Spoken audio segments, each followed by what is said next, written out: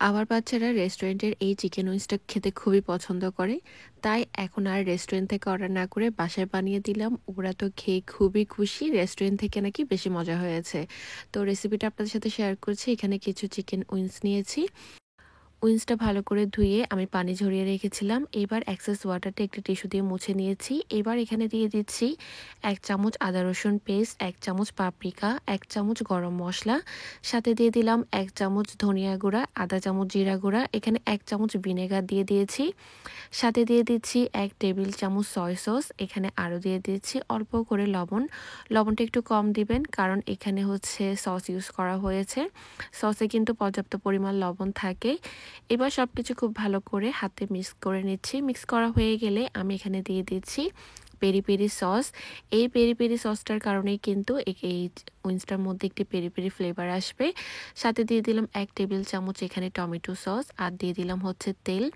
তেল আমি ১ টেবিল চামচের মতো দিয়েছি। যে কোনো তেল দিতে পারবেন। এখানে লাস্টের দিকে দিয়ে দিচ্ছি ১ চামচ পাপায়া পেস্ট। পেঁপে পেস্টটা আপনারা চাইলে বাদ দিতে পারবেন যদি হাতের কাছে না থাকে, কিন্তু দিলে অনেক বেশি জুসি আর টেন্ডার হবে চিকেনটা। আর হাতে খুব ভালো করে মাখিয়ে নিলাম। মাখানো হয়ে গেলে এবার হচ্ছে এটাকে ঢেকে ফ্রিজে রেখে দেব।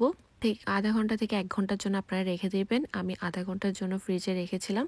০.৫ ঘন্টা পর ফ্রিজ থেকে বের করে এখানে কিছু ধনিয়া পাতা কুচি দিয়ে দিচ্ছি। আর সবকিছু খুব ভালো করে আবার মিক্স করে নিলাম। মিক্স করা হয়ে গিয়েছে। এবার হচ্ছে আমি এটাকে এয়ার ফ্রায়ার ভেজে নিব। আপনারা চাইলে প্যানের মধ্যে তেল দিয়ে অল্প তেলের মধ্যে এটা ভেজে নিতে পারবেন। তো আমি এখন এয়ার ফ্রায়ার দিয়ে দিচ্ছি। উইংসে কিন্তু আমি লাল মরিচ ইউজ করি নাই। আপনারা চাইলে লাল মরিচ দিতে পারবেন। আমার বাচ্চারা খাবে তাই আমি লাল মরিচ দিইনি, পাপরিকা দিয়েছি।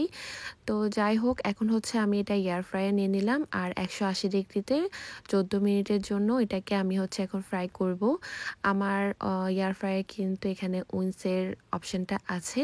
নর্মালি হচ্ছে এটা ১৮০ ডিগ্রিতে ১৫ মিনিটের জন্য দিয়ে দিলাম। মাঝখানে আমি এটাকে একটু হচ্ছে উল্টিয়ে দিব যাতে দুই পাশটা খুব ভালোভাবে ভাজা হয়।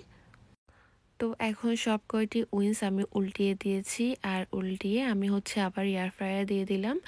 তো এখন হচ্ছে আমার উইংসটা ভাজা হয়ে গিয়েছে। এটা আমার টোটাল সময় লেগেছে হচ্ছে ১৫ মিনিট। আপনাদের এর চেয়ে বেশি বা কম সময় লাগতে পারে। একেক জনের এয়ার ফ্রায়ারে কিন্তু একেক রকম টাইমটা ডিপেন্ড করে।